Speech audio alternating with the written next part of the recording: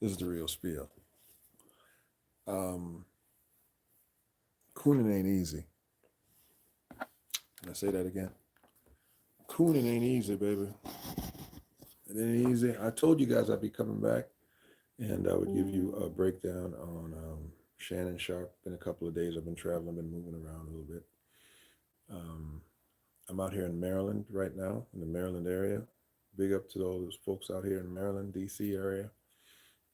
Be out here for a week, and then I'm moving on again. So, big up to everybody. Al Katani, the Spice Man, how you doing, my brother?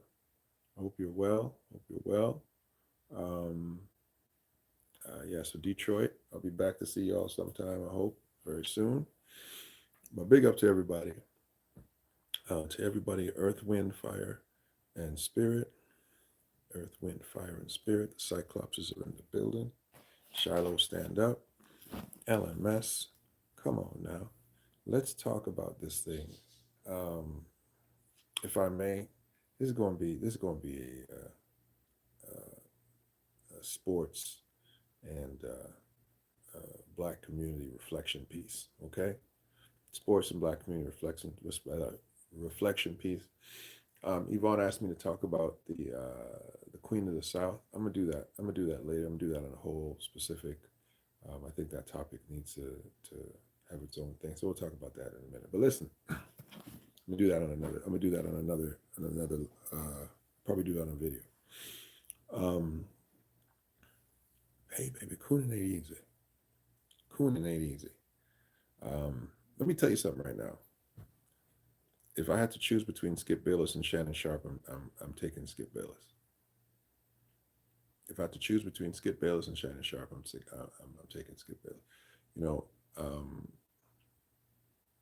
I'm gonna ride for my people until I see what you got inside of you when it comes down for to see if you're on my side. I'm gonna ride for my people and see, but I'm gonna see what you got inside of you because you know we saw how the behavior of certain so-called black stars were when it came to Kyrie, and I got a very long memory. I got a long memory. I saw the Coonan. I saw Shannon Coonan. I saw Shaq Coonan. And I might have to meet up with these men and see them in their face, but I have to say it, straight up. I didn't like it. I didn't appreciate it. I thought they were off code. I thought they jeopardized their legacy. Charles Barkley, one of the funniest men in sports entertainment, Coonan, and the list can go on. But today we're talking about Shannon Sharp and his relationship with Skip Bayless. Good to see you, Deborah. Good to see you. Good morning. Listen to me. So, for those who don't understand the situation, FS1 is a show, sports show, commentary show with a gentleman by the name of Shannon Sharp, African American, ex football player, Uncle Shannon. And he has a couple other things that he does. He's very funny, he's very charismatic, very insightful when it comes to talking about sports and basketball and football and maybe some other things. I don't know. I don't get into much of it, much more than the things he talks about basketball. He is a card carrying LeBron James fan club president. He rides hard for LeBron and still keeps himself in great shape. Very stylish man. Good looking fellow apparently, and married to a Caucasian lady. He prefers Caucasian ladies, is what he said. And I don't know if people have an issue with any of these things I'm saying. I'm just outlining the facts of who the man is. Um, and he's the co-host, I guess, of the show with a gentleman by the name who refers to himself as Skip Bayless. Skip Bayless is a 70-year-old senior citizen man, white man, who again has very interesting takes on sports and he's a card carrying anti LeBron James fan club guy. And Skip and Shannon go back and forth um, in their um, in their recipe of debate, and I refer to them as the sports Ernie and Bert. They are Bert and Ernie. They are Sesame Street. I wish I would have put that up there. I wish I would have put Bert and Ernie up there. That would have been funnier. I should have put Bert and Ernie up there. I think I might change that. I put Ernie and Bert, Shannon and Shannon and Skip. Cooning ain't easy. I think I'm gonna do that. I'm gonna change that. I'm gonna change that. I'm gonna go up there and look for a nice Ernie and Bert. But for those who don't know Bert and Ernie, that was Sesame Street. These two grown men in Sesame Street who actually lived together. I thought that was very strange. But when I reflect on it, Ernie and Bert slept in the same room. They had twin beds. Ernie was a little more melanated than Bert, and they had a very interesting relationship. And so we got Bert, who is Skip, and we got Ernie, who is Shannon.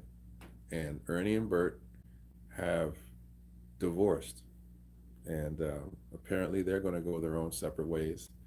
Apparently, Shannon Sharp has been bought out, and he is going to continue on the show until the end of the NBA playoffs. That's kind of the details that the media has been given.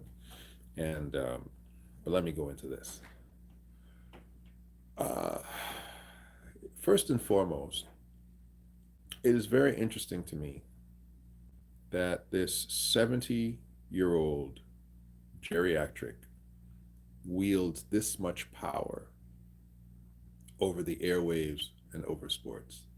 This non-athletic, and it's very interesting, these commentators, these non-athletic old white men who now have so much power to basically sit and comment on individuals' athletic prowess that they've never had, will never have, but apparently their opinion carries water for those individuals' career.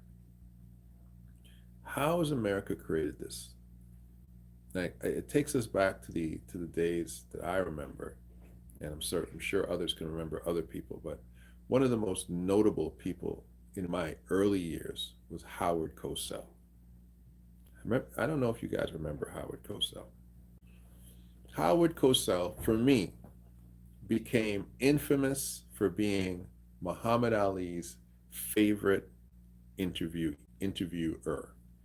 Howard and Muhammad made boxing and commentary about boxing, they made it gold. I think Muhammad Ali created Howard, personally. I think Muhammad Ali made Howard Cosell Howard Cosell. And when it comes down to it, if those remember, like Muhammad would talk to Howard, and Howard would just play. They would have this two-man stick. Muhammad would mess with his toupee. Muhammad would tell him, Howard, do you think I'm the greatest? Say it, Howard. And they had this back and forth that created sports media gold. Where are those days gone? The balance of having the entertainer, sports entertainer, and the professional commentator. I believe, in my opinion, I think it was born in the Muhammad Ali and Howard Cosell era. There was nothing like that. Nothing like that.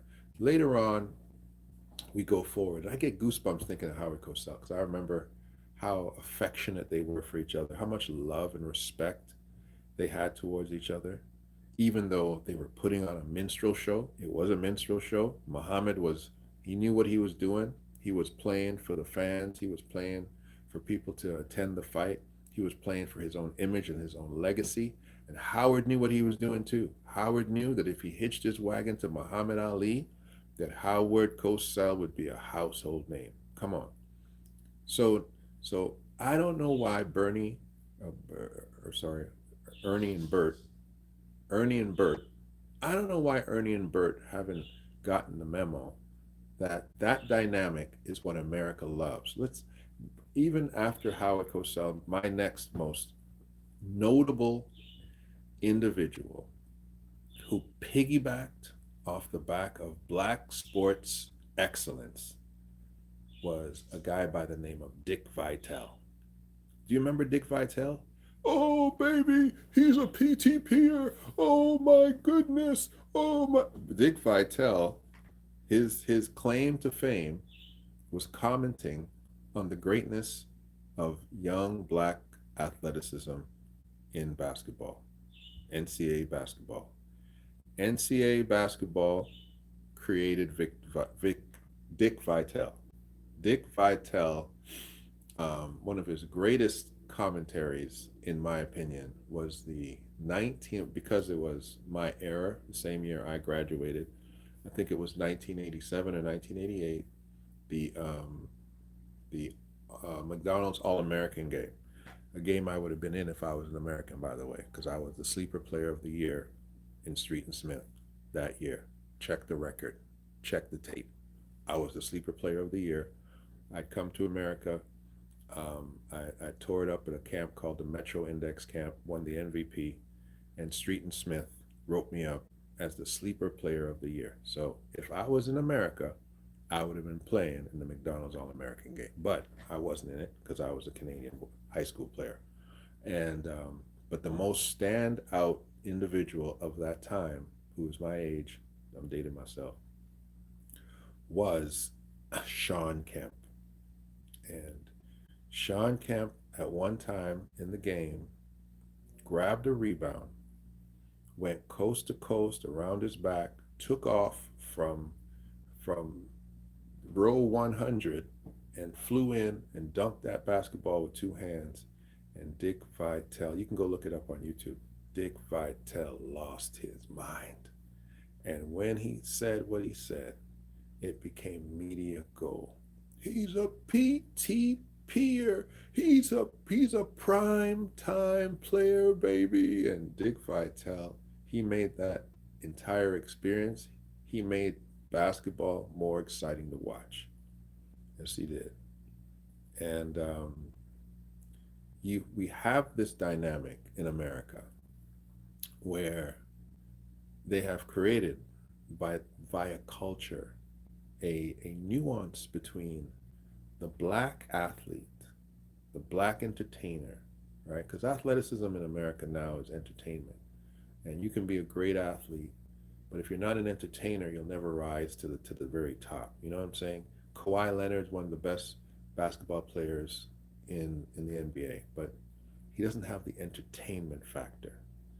Michael, LeBron, entertainment factor. Kevin Durant, fantastic basketball player, one of the best in the world, but he hasn't been able to really market his entertainment value. LeBron gets out there, LeBron gets the chalk in his hand, throws it up. He brings it. He brings the entertainment factor that makes him commentary worthy. Steph, for a minute, was doing it too. Enough charisma, enough personality to make you feel like he's bigger than the game. And this is what these athletes have done. And then great commentators are able to step in there and ride the wave of those individuals' greatness. This is now how you get a Shannon Sharpe. Shannon Sharpe has hitched his wagon to LeBron James. Black commentators only seem to be there to put down black players. Well, this is what sometimes it looks like. Except Shannon has his pet. He's the fanboy of LeBron. Now he does put down other black players. He does definitely do that. But he has hitched his wagon to LeBron James, and to say, if I can continue to talk about LeBron, I got basically I have a niche in this market. If I can continuously talk about his accolades, I have a niche in this market. Shannon's fatal flaw is that LeBron James doesn't last forever. And so therefore he has been extremely negative to other players. And when he would have been much better served to become an apologist for great players when they fall off. He would have been much better served to speak well of John Morant when John Morant has had his couple of issues. He would have been much better served to speak well of Kyrie Irving when Kyrie had his particular issues. So Shannon, the problem that Shannon has has adopted is that Shannon has become a minstrel show for Skip Bayless. But this is the problem when you become that type of boogaboo to a white geriatric non-athletic commentator whose job is simply to remain this white iconic voice in sports. The problem is that Skip also can come for you. And so it's you know, it ain't no fun when the rabbit got the gun, because when Skip comes for you, now it's like, wait a minute, how come you've crossed the line? How come it's personal? And Shannon has taken it very personal. He's taken it very personal when Skip has said outlandish comments about him, when Shannon has come for white football players. Skip came for him. And so we have this dynamic in America where you essentially have allowed individuals who should not have a say, who should not have the capacity to even comment. We have given them the bully pulpit and made them individuals who now are talking heads and are individuals that we look at and say, well, this guy should know. Not a chance. Not a chance. Marv Albert, another great example. Marv Albert. Do you guys remember Marv? Hey, good morning, Black Panther X. Blessings upon you too, my brother. And thank you for your blessings. Marv Albert was caught, and Marv Albert was a little tiny fella. He never played basketball, probably played in the YMCA sometime in his life. He's probably 135 pounds, 140 pounds. Whether he's Jewish or not, I don't know. Could be. Wore a very excellent toupee. Fantastic head of hair on Marv Albert. Fake hair, but fantastically impeccable head of hair. White men been having weave before sisters even knew what it was. But Marv Albert was out there, using his platform for hoes. That's what Marv Albert was a sexual deviant, doing all manner of sexual things to the point that his personal life became very public. And the NBA said, "Listen, bro, you doing so much. We got to get you out of here." And for years, they had to put Marv Albert back on the shelf. But after a certain amount of time, after the all of the scandal died down, people stopped thinking about who Marv Albert was. The NBA slipped Marv Albert right back in there. Now that deviant was still being a deviant. But they slipped him back in there. Because why? Because the institution of sports in America is about white men commenting on black excellence. And that's just how America is built. That's just how these things are put together. And don't get me wrong, Skip, Marv, and all these guys, they have a very strong following. In fact, America hasn't changed very much from the old days of where they would say, you know what, we can't put a Chinese person on screen. We got to put a white person playing a Chinese person and all these kind of things, because the fundamental elemental aspects of America is white people want to watch white people talk. That's just what it is. Look at the TNT show. You have Shaquille O'Neal, Charles Barkley, you have Kenny the Jet Smith, and who's next? Who's the fourth person that they put on that show? Ernie. They got to have Ernie in there. They got to have a white guy in there balancing all these Negroes out. That's the concept of it. So we got to put one white person in there because this thing just be out. We just can't leave all these brothers up here to talk because, we need a white man controlling this. And what makes that show work in America is the dynamic between one white man and three very, very, very entertaining ex-athletes having commentary. That's the nature of sports media in America. And the minute that you interrupt that, you got a problem. You got a problem. It's the ingredients, as I said, the ingredients of what sports media is in America. Stephen A. Smith. Stephen A. Smith by himself, nobody wants to hear Stephen A. Smith pop off by himself all the time. Stephen A. Smith is perfect when he's watered down by antiseptic white media voices. What makes him Stephen A. is the fact that Stephen A. is the Kevin Hart of sports commentary in the midst of other calmer voices. Everybody can't be crazy. Everybody can't be wild. And so they balance it out. But they balance it out ethnically. And they balance it out with personality too. So Shannon, I think this is a terrible move for Shannon Sharp. I think it's horrible. I do think Skip needs Shannon, and they will find exactly the recipe I'm talking about. They will find an ex-athlete who is able to sit there with Skip Bayless and bring to the table that dynamic of white commentary with black excellence. It's the stew that makes you eat at the trough of FS1, ESPN, and all of these other shows. You come for that mixture. For TNT, you come for that recipe. You're addicted to that recipe. Jay Reddick. Jay Reddick is another guy. But the thing I got to give Jay's an athlete. Jay was an exceptional player at Duke. He's an exceptional commentator, by the way. I think Jay Reddick is one of the most brilliant commentators that I've heard in a long time because he was an athlete, because he was there. He's been in the locker room.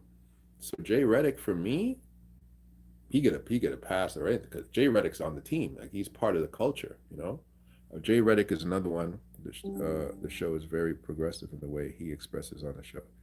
Yeah, honestly, I love listening to Jay Reddick. Rumor has it LaShawn McCoy is going to replace Shannon. Don't know if that move very much, but we'll see. Or if I like that move. I don't know. They Skip needs Shannon. Skip needs Shannon. And I heard a guy say that Skip needs Shannon more than Shannon needs Skip. And I understand the perspective of the white perspective, because yeah, you don't want to sit there and just listen to Skip talk like it's like watching paint dry. But Shannon needs Skip too. Shannon needs the legitimization of what Skip Bayless brought to the table, because Shannon was best personified in his caricatures of everything he's done. Look at all the memes and the gifs that you have with Shannon, with the glasses, with the cigarettes, and everything else. But he needed that stability of Skip. I don't like his other shows. I don't like his other interviews. I like watching him on FS1, and I don't like FS1, but I still peekaboo and look at it because of the dynamic they have. Because you think, okay, these two guys are not going to agree. They're going to have different opinions, and I don't even like it when those dudes agree. When they agree on something, it's like, I like the dynamic of the difference. That's what makes America America. America is the dynamic of difference. America is not a melting pot. You know that? America is not a melting pot, because when you take a whole bunch of stuff and you melt it into one thing, it just becomes gumbo. America is a multi-course meal of different tastes and flavors and textures and aromas, and that's what makes it good. That's what makes everything that this country brings to the table good. And you know, they always want to break up a good thing. The Jackson 5 got broke up, the Chicago Bulls got broke up. Shoot, they break everything that's good in this country gets broken up. Skip and Shannon, love them or hate them, and love each other or hate each other, they were good for each other, and they're making a mistake. And Shannon's issue, as the topic of this particular thing is, that when you start cooning, you got to keep cooning. When you start cooning, bro, you got to keep cooning. And they're going to expect you to be a coon. They're going to say, hey, come on now, last time you were out there, you're funny. Be funny now. Be funny about this issue. Oh, he's just giving you a little ribbon out there, young fella. Just take it and go with the punches. He's like, no, I take that personal. Well, you're not allowed to take it personal. We got you out here cooning. That's what you're supposed to be doing. You go back out there. We're paying you good money to coon. Huh? So Jay Reddick has another one-on-one show. Oh, it's the same comment. Oh, same comment there too. So when you out there and your job is to be the comic relief. You're the comic relief. Shannon is comic relief. That is the job that you signed up for. You didn't sign up there to go in there to give deep takes and to speak with a southern drawl and give us deep insights of wisdom. You're the comedy. You're the humor. You never played basketball. Nobody's sitting out there asking you about your deep insight into being in the locker room in an NBA Finals. You don't know anything about that, bro. And guess what? Nobody's watching Shannon Sharp for his opinions on football. We don't even care for the most part. We really listen to Shannon about basketball. We're excited for a guy who has the capacity to commentate on basketball because he is just like us. He's a fan. He's a fan, right? He's different than Jalen Rose. He's different than Kwame Brown. He's different than all of the other individuals, Jay and all the other guys who even Reddick. He's different because you weren't in that locker room. You're just like us. You're a fan. You appreciate somebody's greatness, and you're riding with them like he does with LeBron. And every now and then, you got some great, hilarious insights, and we laugh our heads off. That's it. That's who you are. Now, what are you going to do? What are you going to do? You're going to go on Stephen A's show and be Stephen A's toxic X or toxic on the other side. That ain't going to work. That dynamic is too much. It's too much spice. The greatest type of recipe is a recipe that has a little bit of spice and a little bit of hot and a little bit of sweet. That's Trini food. A little hot, a little sweet. You mix hot and sweet together, ooh, you got gold in your mouth. But Shannon, I don't know where you're going to find a dynamic like that. Now, Skip and Shannon, that whole, it's done. The deal is up. It's the ship has sailed on that situation. But as careful as they are to pick a replacement for Shannon Sharp needs to be very careful that he now sits down in the right places because, as quickly as he became a phenomenon, he could become irrelevant. And I'm sure he's made enough money and he doesn't care. I'm sure he can go his way and he doesn't care, But let's just be honest. Shannon was paid for Cooning. That's what you're paid for. Would be a shocker to see Steve and Skip in one show. Well, I saw a video where Stephen A said, am I surprised that Shannon and Skip didn't work out? I'm not surprised. I'm not surprised at all. But I will support Shannon. Everybody here at ESPN knows if Shannon wants to come over here, I 100% support that. He's put it out there. He literally said, let's get him. Let's bring him over here. And that probably will be his landing. He should start his own show. He'd be smart to try. I think he has. He'd be smart to try to start his own show. But let's be honest, Deborah. I say of myself too. I have many congregants in Canada and whatnot who call me and they say, for those who don't know, I'm not used to be, but I am a consecrated Christian bishop. And they're saying, Bishop, when are you going to put your church back together? When are you going to put the church back together? When are you going to put the church back together? Let's be honest. Sometimes it's much easier to be hired to run something that's already existing than to start from scratch. Shannon Sharp is a yeah, because that's what your name is. It's Deborah. I know they say Deborah, but it's Deborah. Um, Shannon Sharp would be. I mean, he might if he has the time and the backing, he could potentially start his own show, or you just go get paid millions of dollars to go work for somebody who's already established. Sometimes that's the easier route to take, right? That's a much easier route to take. Um, I also believe that if God's hand is on your life, that He will place you in the right environment. He will plant you in the right soil. He'll put you um, in the right company, and make sure that you're seen and you're heard. The Scripture says, "And your gift shall make room for you and bring you before great men." Right? That's the promotional aspect of the favor of God in your life. Does Shannon have that? He clearly does. He clearly does. I know some of us are very dubious when it comes to individuals that do not aspire to be spiritual in mind, and they see that they're rising. But Shannon Sharp is like all others, made by the hand of God, positioned by the hand of God. God gave him a platform. God gave him the athletic ability. How many athletes are out there that are athletic but can't speak, can't entertain like Shannon? God has given him a platform, and when God gives you a platform, you got to remember who gave you the platform and potentially use it for the furtherance of the kingdom of God. But Shannon has a voice, and big people with big money definitely want him. I'm sure. If he has an agent, that agent is very busy right now trying to make deals for Shannon Sharp, because Shannon Sharp is money. Wherever Shannon arrives, a million people will just go take a look just to see. That's been the problem, not willing to build our own. Yeah, it's true. That's very true.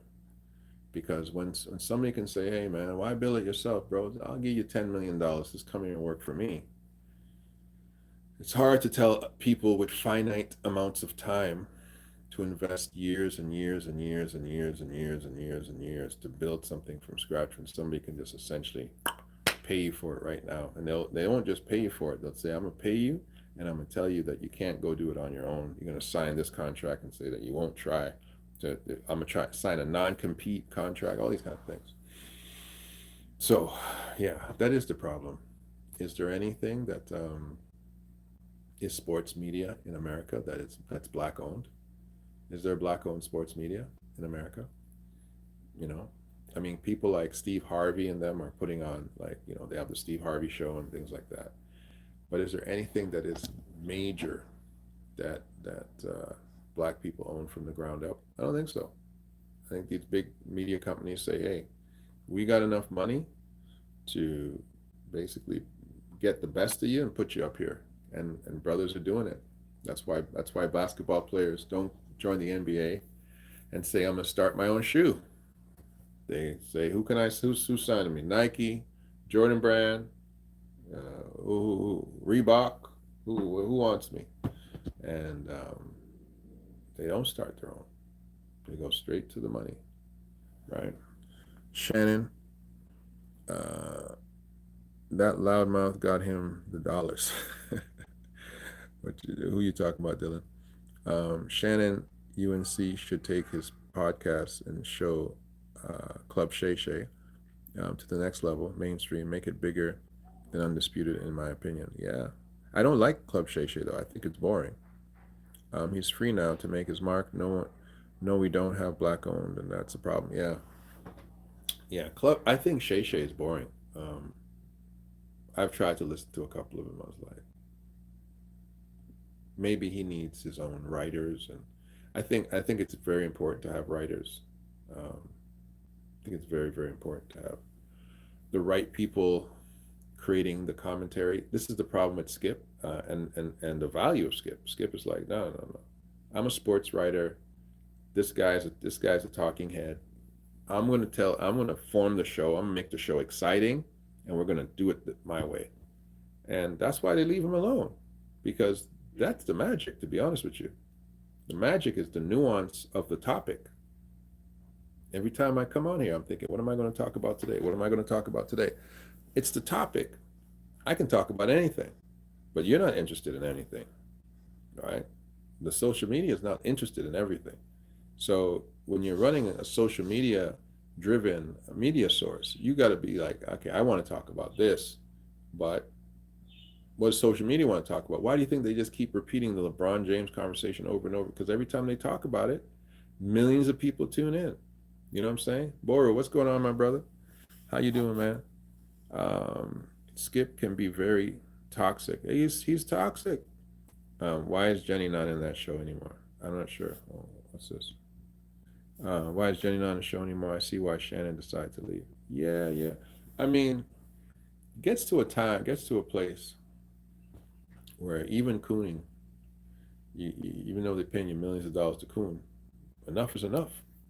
And I'm sure Shannon didn't just jump off the cliff. I'm sure he was making inroads and figured, okay, I got something organized now. I got a landing pad. I'm sure he's got something in his back pocket. I'm sure he didn't just quit up and just left his money, you know, excuse me, up and just left his money. I think he took the time, hopefully with an agent, to go and outsource what he's going to do. And we see that it's Splitsville for those two. You know what I'm saying? So yeah, that's just my opinion. I think again that uh, if I had to side on whose side, I'm still falling on Skip Bayless's side. I am because I expect white folk to act like white folk. I expect it. I don't expect brothers to coon when it comes time to now advocating for your brother and your people. I don't expect that. I don't respect it, and you don't get to crawl back into the clubhouse. You know, you don't get to crawl. I don't have any mercy for rich black people who coon. I don't have any mercy for them. You know, when it's time to represent, you're already rich, bro. What are you worried about? Right? You're already rich. You already got it. Black Panther, thank you. Keep up the great work, brother Dell. Much love. Much love to you, man. I appreciate the 199. 199 will bless a brother. Come on now. I thank you. I appreciate you very, very much for those who support the show and come out here and touch and bless us, man. I appreciate you guys very much. And every bit goes a long way. We just throw it in as Adi Al Katani says, you throw it in the treasure chest. And I'm driving across this America. You know, thank God gave me a good car, and I'm trekking my way in this fair land, doing my thing. The Playmakers Super Bowl jobs. Sharp will get all the Playmakers Super Bowl jobs. Okay, let's see what happens. Let's see. Uh, what it do, man? What it do, Zenobia? Listen, I think I saw a comment that you mentioned on something else, but I didn't get a chance to look at it. I just saw the alert show up. But good to see you back, um, doing your thing. Yeah. So um, you guys take a look at what I'm talking about. The goal of black media and sports media in America is the nuance between the white commentator and the black excellence. As I recap, Howard Cosell, Dick Vitale, and others before, um, even when even when this is not sports related, I don't remember the gentleman's name, but he used to interview Farrakhan all the time, and Michael Irvin, playmaker. Oh, okay, okay. Bora, I haven't checked that one out. But he used to interview Farrakhan all the time. It's a famous quote. I don't want to get his name wrong. Um, oh, his name is on the tip of my tongue. Some of you can remember, but he was talking about despotic aspects of an African country to Farrakhan, and Farrakhan said, "How dare you? That country is only 30 years old, and the amount of blood America has on its hands, America has no right to call any country a terrorist nation or it was such a powerful and he just stood silent. And Farrakhan, I mean, he nailed that one. But him and Farrakhan were such great interviewers together because and Farrakhan got this from Malcolm, but the capacity to sit there and to have respectful commentary, when you egregiously disagree, and create media gold, that is what these guys should be trying to do. All praises to the Most High. Thank you, man. We love the topics and that I bring. I appreciate it very much, man. I think about these topics. Donahue was good too. Donahue, and this is what makes Oprah, and I guess Ellen DeGeneres and all these other people. But Donahue was good with that too. But it wasn't Donahue that I'm talking about. I forget his name. But if you guys go back and look at Farrakhan, it was such a powerful interview. Such a powerful interview, and that is the mix. The mix when you can take, again, when you can take Black excellence and sit it next to white America and have a conversation, that's when you have the nuance that makes media gold. And that's what Skip and Shannon had. That's what Ernie and Bert had. Okay. That's what the Sesame Street characters had. And this is what makes for great TV, as we used to say. Mike Wallace. Thank you very much, Tim Bailey. That's exactly who he was. It was Mike Wallace. Um, that was a fantastic. Mike Wallace and Farrakhan were I mean, because Mike Wallace, he's going to challenge you, right? He's going to say, okay, let me see if I can catch you slipping. And Farrakhan would counteract some of the things he would say, and Mike Wallace sometimes won that argument based on the conversation. But Mike Wallace and Farrakhan, they they should have made those guys do interviews. They should have their own show. That was a fantastic combination. Thank you very much, Tim, for reminding me about who that was. Let me see. He had on the girl from Housewives on his show and didn't know the right questions to ask her. It was awkward. Are you talking about Shannon? Yeah, Shannon. If you're talking about Shannon, Shannon's not an interviewer. 60 Minutes. Yes, it was 60 Minutes, Boru. That's right. Dr. Boyce Watkins has a black podcast along with his financial program. Um, yes, no problem, Israel. Amen. Dr. Boyce Watkins, I watch his podcast all the time. I definitely appreciate how smart he is. He's a very, very smart guy.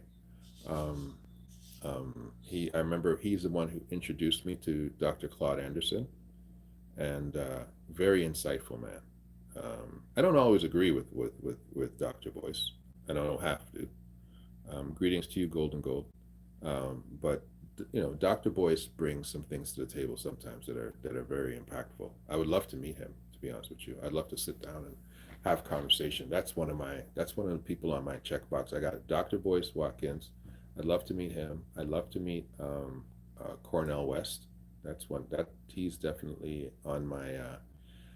I want to have conversation with him. I don't have to have it in public or anything. I just want to meet with him and hopefully if I could find my way to Dr. Claude Anderson before the time Father Time takes him to glory. I'd love to meet with him too. Those are some powerful people to talk to. All these big ballers, and we don't have a corporate media coming. Isn't it crazy? Isn't it crazy, Dylan Turner? Because the facts are, and I'll put myself in that position. If I got money, I'm rich, and I see that you doing a little thing with yourself, I'm gonna rent you before you got a chance to become industrious. And we have that problem in America that, because the black community has started so far behind economically, that it's easier to be bought out by another group. But come on, now we've got too much. I mean, the brother who sold BET, he could have done it. He owned the Charlotte Bobcats at one time too. What was his name? I just said his name the other day. Is it Bob? He used to own the Bobcats. He used to own BET, and he could have done that. He was right there. He was right there to turn this thing into but he took the buyout and ran for his money too. But he was close. He was the closest one. Black entertainment television. He had the capacity to do it all. Now, did somebody buy back BET? I heard a black group bought back BET. Oh, he had Candy on, huh? Phil Scott? I don't know Phil Scott. We st- that would be dope, along with Dr. Umar. Yeah, he a little off, but he don't be lying. Umar's going too far sometimes for me. Yeah, Umar goes a little too far. Hey, what's going on? What's going on, Ash Cash 147? What's going on, man? Yeah, Dr. Umar. I respect Dr. Umar. Like Dr. Umar is a beast. Like when he's in his bag, Dr. Umar goes too far sometimes. Come on, we've reached a place of we've reached a place where race has to be an objective conversation. Race has to be an objective conversation, and sometimes I think Dr. Umar, with as much information and as wisdom and as articulate as he is, he levitates into the place of subjectivity a little bit too much for me, and he's insulting. I think Dr. Umar could do so much if he tries to build a few more bridges. He burns a lot of bridges, I think, with his commentary, even though people still like him. I think white people still follow I think what Dr. Umar has a very strong white following, but I think he burns a lot of bridges, and I think he can do a lot more personally. And no one is beyond criticism, and including myself. And Dr. Umar is on our team, and I'm on his team. But if he was sitting in a room with me, I'd be like, bro, you go a little too far with some of that stuff. But stuff that he gets, he murders it. He nails it. He's on point. I remember he said something the other day, and somebody tried to say that that there's other people that can sit here and debate Dr. Umar. And he said, listen, you bring any of these rappers, you bring anybody out here, what was his name? Something Mike. He goes, you bring any of these guys out here, I'll slay him, I'll kill him. he wasn't joking, but Dr. Umar, head to head, is a beast. Head to head, I'm glad he's on our side. That's all I got to say. He's a beast, but he goes a little too far. A lot of guys go a little too far, but again, the American black experience, I can't sit here and criticize individuals who go too far when your history has had others going too far with you. So I can't sit here and try to do that. And they might have tried to build bridges where I'm still optimistic, and they've said, I've tried that, done that, it ain't gonna work, and they might know better than me. But I'm still very optimistic in building bridges, racial bridges. Let me see here. Yvonne, I see you, my love. Hello. He always has Dr. Claude, yeah, on voice sometimes, but he's good. I think you're articulate enough to level him out, though.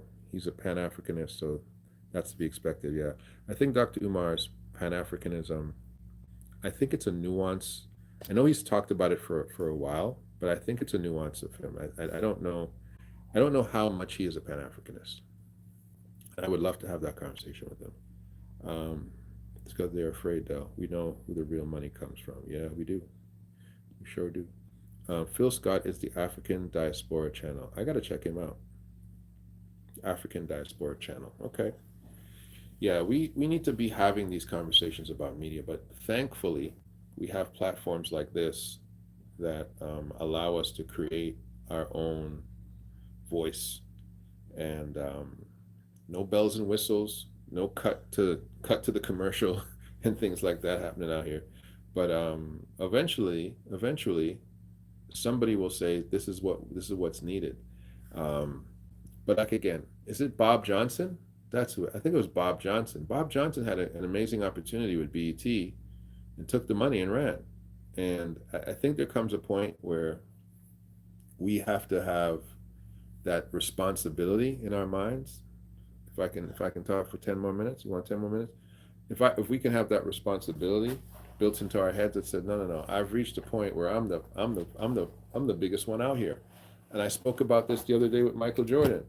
Michael Jordan is the first black man to in modern history, because we talked about the gentleman who was the founder of the Negro League. That's the last time Rube. That's the last time we had a brother who owned anything.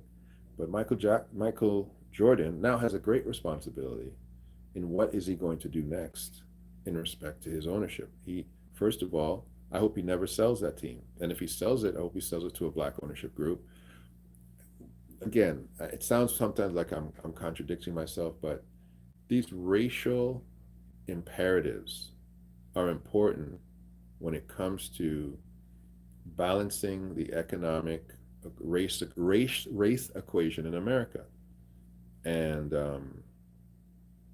so if you do not do what other cultures do, you have the chance of becoming irrelevant, or your position missed.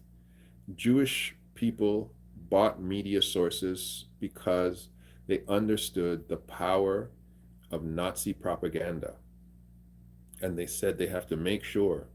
Thank you, Rebecca Towns. I love you too. Um, Jewish people said we have to make sure that we control the narrative of of fiction as well as fact, that we can romanticize something that allows us to look good the same way they use propaganda to make us look bad. And so they understood the value and importance of the control of media, fiction and nonfiction.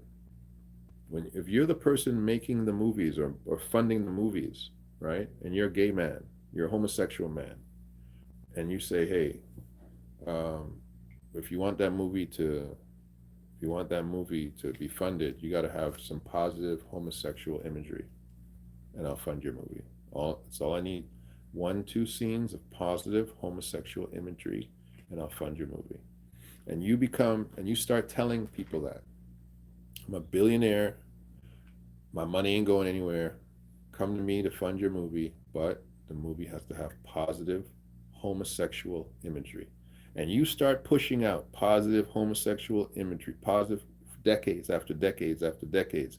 Little kids get up and say, Daddy, there's nothing wrong with being gay. There's nothing wrong with and you change the narrative, right?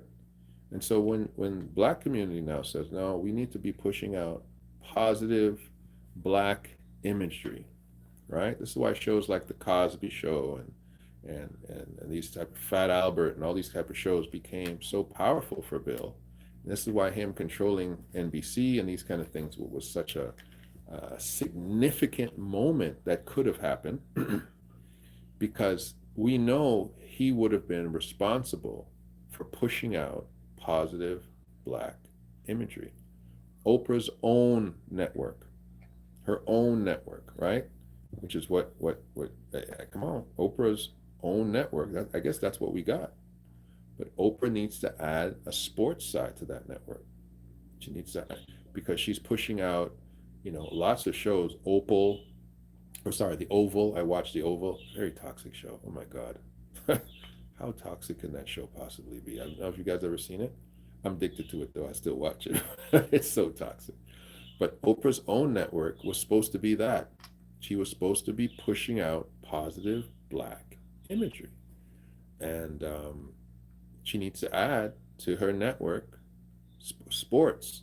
And again, when you get into this level, we're not on those levels. We don't know who controls the airwaves up there.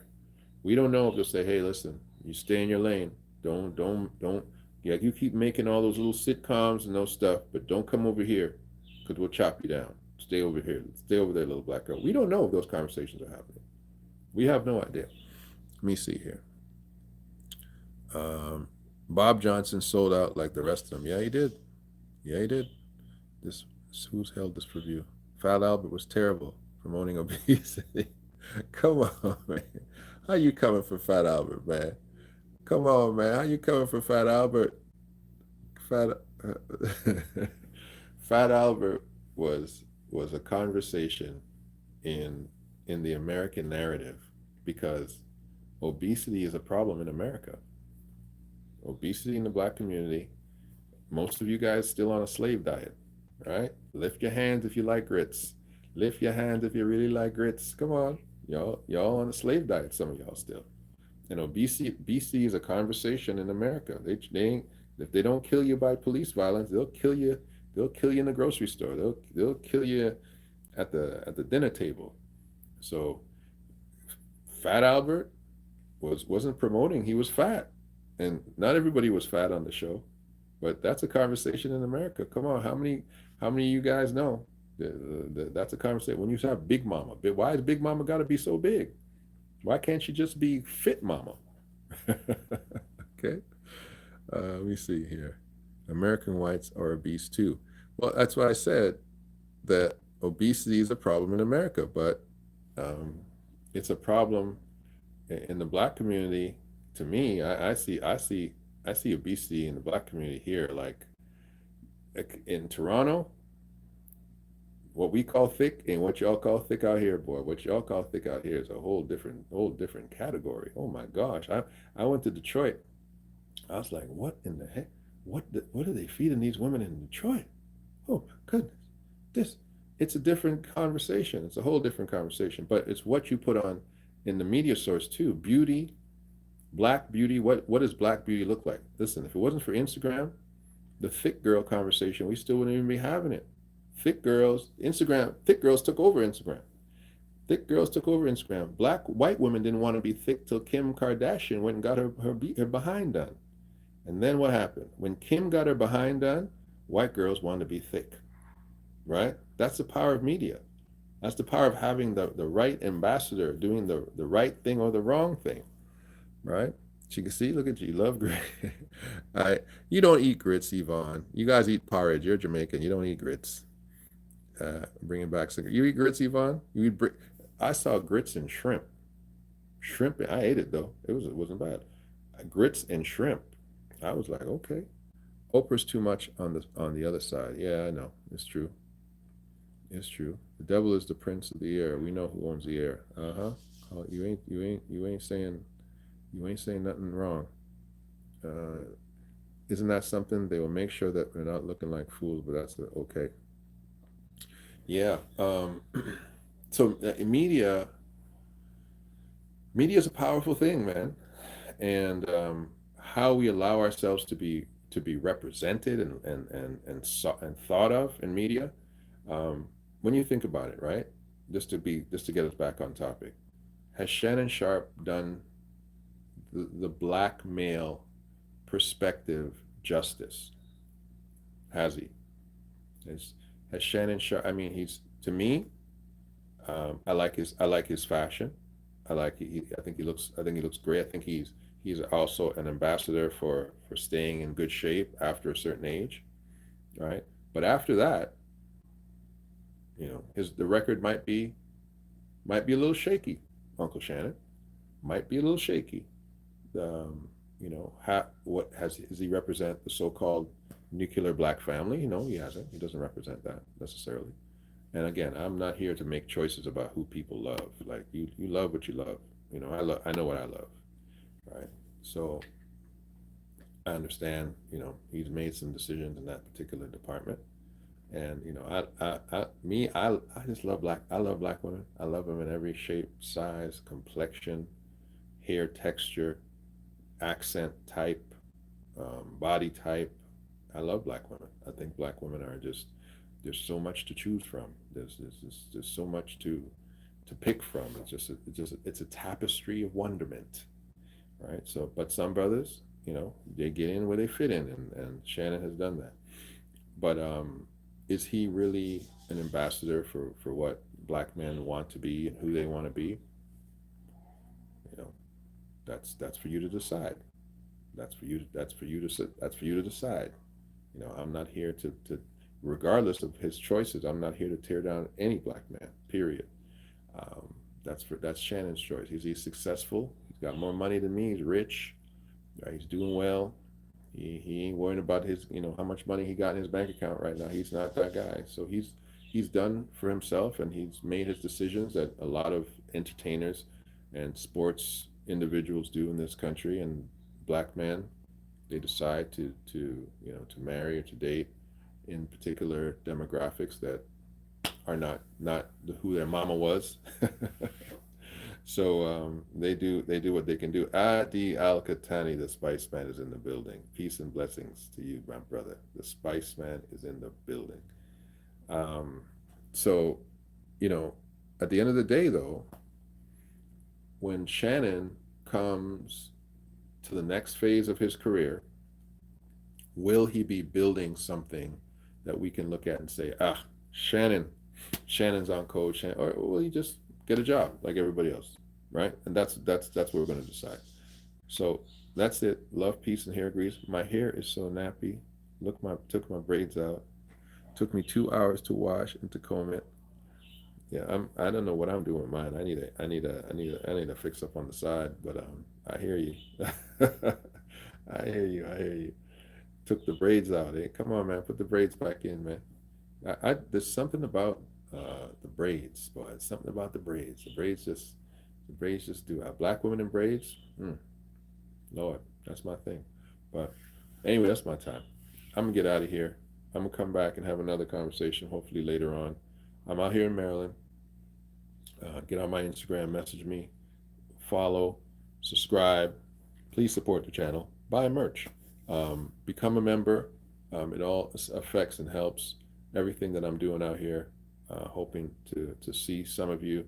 I've connected with some people who've been great on my social media before. So I'm going to be out in Delaware, connecting with a doctor that is a subscriber for us too and her family.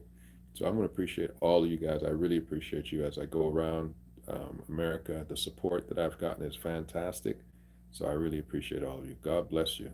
Del, everything is about the bag today with blacks. It's not about us making it as a community. We need to rewind. Period. It certainly is. It certainly is. Everything is. There's such a disparity of wealth. I'll give this last story as I close. I said it before. I met a doctor in Detroit, female woman. She was a female woman. She was she was on a Mother's Day date with her mom. Beautiful. Both of them had beautiful braided hair. Like and I sat down next to them. Was at a bar that was doing a brunch. And there was no seats, so there was seating at the bar. And I sat down and I said, "Wow, you are the most two beautiful mother and daughter combos I've seen ever." And they were like, "Oh, thank you very much, thank you very much." Long story short, had a conversation with the doctor. The daughter was a doctor, and her perspective shocked me because her perspective was, as much as she's excelled well past individuals in her demographic. She's a PhD. She's not an MD, but she's a PhD. And her conversation with me kind of disheartened me because she wanted to essentially meet a guy and stay home and let the guy take care of her. And as much as that is the aspiration of many women, and as much as it is men's responsibility to be protector, provider, priest, I felt that, wow, what a brain. I have 3 daughters. And I said, this beautiful brain in this body simply wants to shut her mind down and go off and just have somebody take care of her. And I said to her, what if God didn't put you on this planet for the bag? What if he just put you on this planet to save somebody, to change things, to be an example? And she said, I know what I want. And that's fine, but I know what I want. So Dylan, yeah, some people simply just want the bag. They don't want the legacy. They don't want the struggle, and I understand that because sometimes that struggle gets just there's too much struggle in the struggle. But it's hard to make people say, do it for the culture. It's very hard to say that when the bag is right there looking at you. God bless you, Black Panther X. That's the problem with these generations, Del. No one is building the black community. Well, let's build it one brick at a time. I appreciate all of you. When she gets it, she ain't gonna want it. It's true, Yvonne. She ain't gonna want it. Let me tell you, let me speak on behalf of women everywhere. If your goal in life is just to have a man, you gotta get better goals. You gotta get better goals. You just need better goals, man. Because we out here, but if that's your goal, man, I ain't telling my daughter that. her goal in life is just to get a man, I'd be like, I raised you wrong. And I say this last thing: you attract what you are. You attract what you are, and nothing will stop you from attracting a great man into your life if you just be a great woman. You don't have to be attractive. You don't have to be shapely.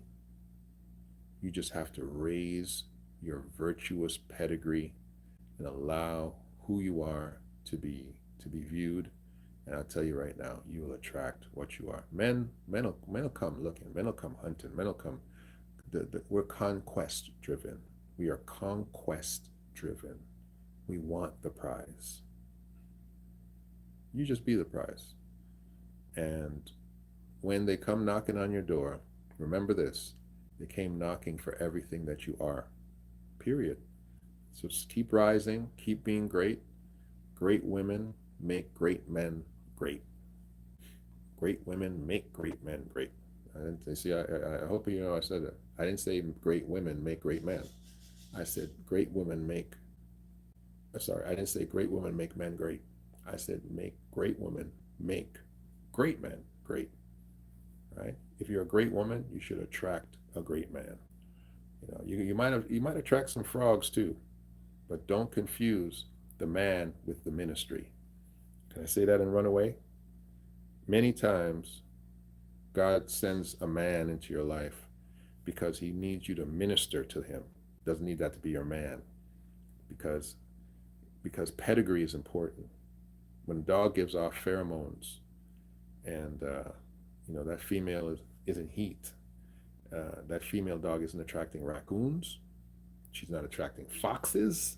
She's not attracting coyotes. It's the dogs coming to the table. The right pedigree.